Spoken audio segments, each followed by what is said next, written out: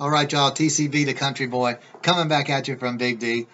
I want to let y'all know that I do not put any advertising on this particular site, but y'all do know that I do real estate. So at the end of every one of the videos, if you want some more information on how you can make some money, if y'all know of anybody that has a house or y'all see a vacant house on y'all street and y'all find out who they are that owns it, and if they want to get rid of it and don't want to jack with it anymore, look at the video at the end of these songs and contact me, and if I buy it, I give you $1,000. Simple as that. All right, let's go on to this. All right, y'all, so check this out. Originally, y'all had seen the first part or the song from Joyner Lucas and that Ross Capicchioni song.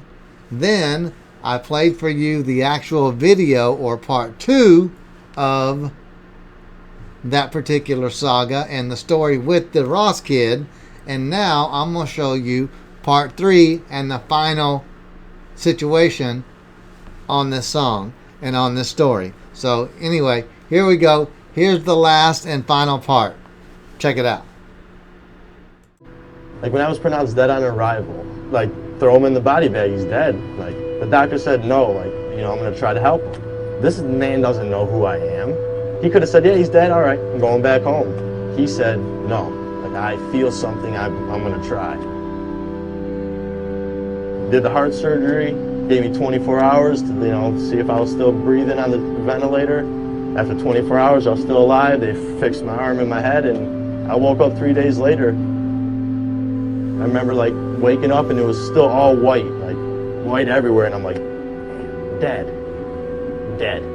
I'm 17, I'm dead. And then it starts to like come in, and it's like I see curtains, like a freaking oxygen tank, and I'm like starting. Then out of nowhere, bam, perfect vision again. I'm in a hospital, and then I'm like tied down to the bed because I got the breathing tube in me. I got this thing pumping air into my lungs, so I start freaking out. But there was a nurse there the whole time though. I didn't even notice her because I was all tied down, and I just hear screaming like, "He's awake! He's awake!" And I see her like running out of the room, and then like running back, like 3 more nurses and the doctor. Just this woman just coming around the corner, flying, like throws her clipboard in the air, runs up to me. "Oh my God, you look beautiful!" Like, and in my head I'm like, "What do you mean? I look beautiful? I can't even. What's going on? Like, am I tied down?" And then she's like, "All right, 1, 2," and like on 2, she pulled that thing out of my throat, man. I got to breathe again, like real air, like, you know. Of course, I coughed up a ball of tar and BBs, but everyone was just looking at me like, you're alive, like you're breathing on your own right now. Like, what's your name? I don't know. What year is it? What? Who's the president? Huh? Is there any way we could contact anyone you know with a phone number? I was like, 27. Out of anything, my name, anything, the year, only thing I remembered after that was my father's phone number. For 3 days, my family didn't know. My father was outside, like, spraying out the garage, and he got the phone call from the hospital saying, "I think we got your son, he's been shot, but he's alive." So, I don't know how my parents had it. I don't know how that feels, like you're a father. Like, so, I don't know. It chokes me up because, like, it's crazy, but they came down there, and I remember, like, I seen my mom come in and my dad, and I'm looking at him, I was like, "Mom, you can't get mad at me right now." She's like, "Mad? You're alive, you're alive." After, like, the 4th day, they were like, "All right, get up, you know, start walking, like, let's go." I'm like, "Let's go where?" He's like, "You're going home tomorrow." I'm like, "It's been 5 days." He's like, "Dude, you're going home. What, do you want to live in a hospital? You want to go live your life again?" I'm like, "Sir, I got a hole in my chest the size of a teacup." He's like, "Listen, Ross, I'll give you a tip of advice. You live through this, you're going to be okay. Just go home, live your life, don't hang out with these kids anymore." After 5 days, they sent me home. So, like, I'm shot, you know. My parents are asking me questions. My dad's asking, what are we going to do about it? And I'm like telling him, like, "Dad, I know who did it, you know." The next day, like, out of a movie, like, these men in suits came in. And my dad's like, "Yeah, can I help you?" And they pull out their, you know, badges and FBI, you know. They say the kid's name. And I'm like, "Yeah, I know him. That's who shot him." He's like, "Oh, could you identify him through a picture?" I was like, of course. Pull out a picture of the kid. I said, that's him right there. He said, Ross, we have him in custody.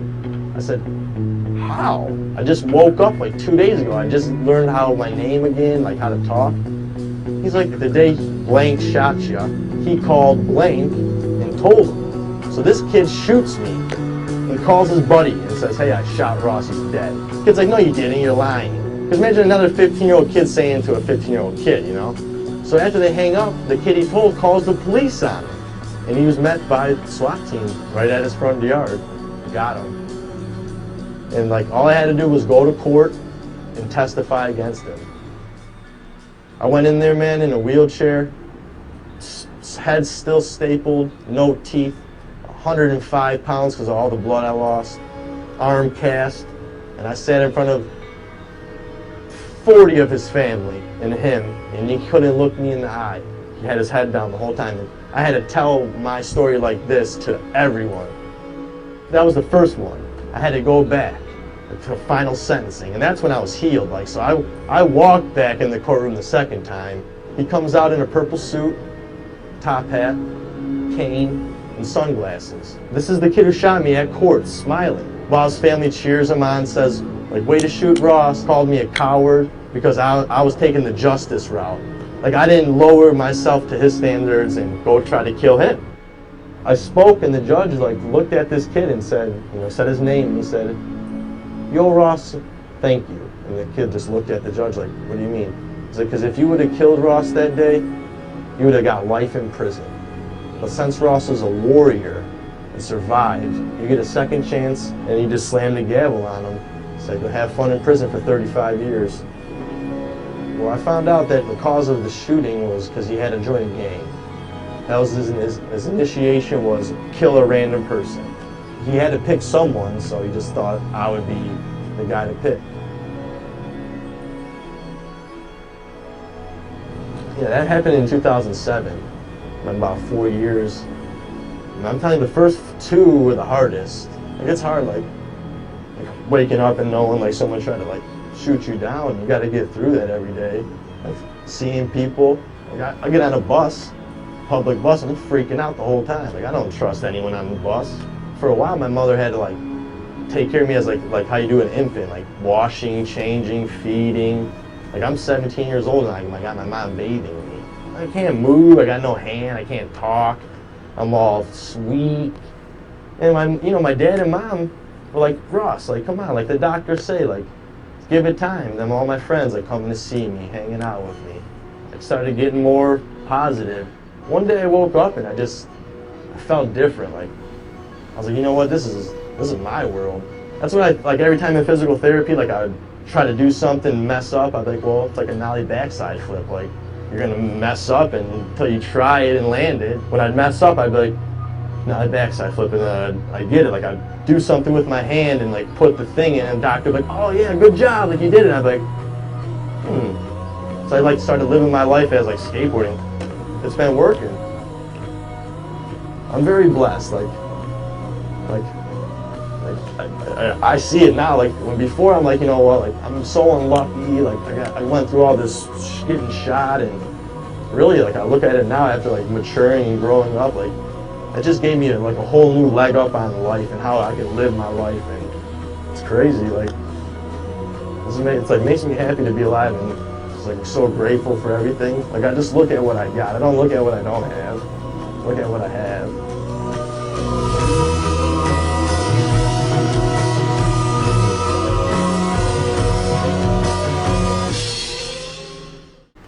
Wow, that was crazy, man.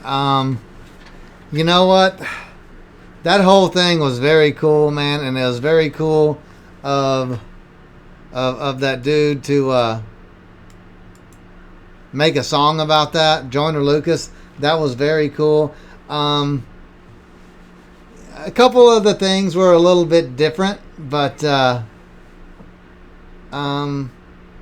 and all in all, that was pretty damn accurate as to what went on, man. And that was, Joyner Lucas told a hell of a story, but you know, this kid actually made it. He lived. He went through it, and man, he had the Holy Spirit helping him out. He should have died. He freaked out. he died and came back, man.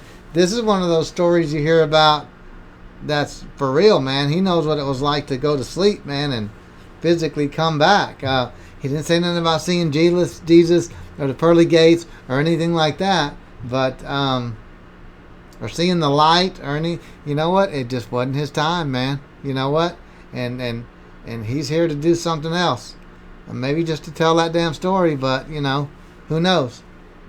Wow, that was very cool, man. Joyner Lucas, that was very cool. I didn't know anything about that. Man, it's amazing what people will do to join a fucking gang. Really? Come on, man. That's fucking stupid, man. Just totally stupid. All right, y'all. I'll see y'all later. Check this out, guys. My boss man said that we could actually give you $1,000. And this is how. All right, y'all, T.C.B. the Country Boy. I want to give y'all a little update real quick. You know, I've been posting some stuff at the end of these things, and I let you guys know that I did real estate. And, man, you guys really came up strong, man. So strong, I got to make some changes because so many people have sent me information as far as vacant properties in their neighborhood. It's just way too much stuff, man. Dang, I can't even keep up. But so my boss man said, look, here, we got to make a change, but I'm going to make it better. So here's the deal. Anywhere in the United States, if you guys know of somebody who has a property that they want to get rid of, it's got to be a single family, regular house in a decent, livable neighborhood, and it's basically a decent condition property. It can't have no big old hole in the roof and, you know, water flying in and mold damage everywhere or a burned out kind of a thing. And it's got to be a decent or almost in decent livable condition. And if we end up buying that house, I tell you what we'll do. We'll give you $1,000 just for giving us the hookup. If we buy it, that's it, man. Simple as that. $1,000 in your pocket, man. Damn, that's it. Anywhere in the continental U.S. So that's the deal, man. I appreciate y'all. Man, we got so many people that sent me over houses. I couldn't even keep up, man. Damn. Be careful what you wish for, because sometimes it will come in the form of a tidal wave. And that's what happened, y'all. So there we go, man. I appreciate y'all so much. Let's keep this bad boy going. All right, y'all. I'm going to give you my email address real quick, which is also on the About page. So if y'all know of any houses, or y'all have family members that have houses, or hell, if you got houses, you can deal with me, man. We'll hook it up, man. All right, so let's get on to this fun stuff. Then we can do some business and some fun at the same time. So there you go, y'all. I appreciate it.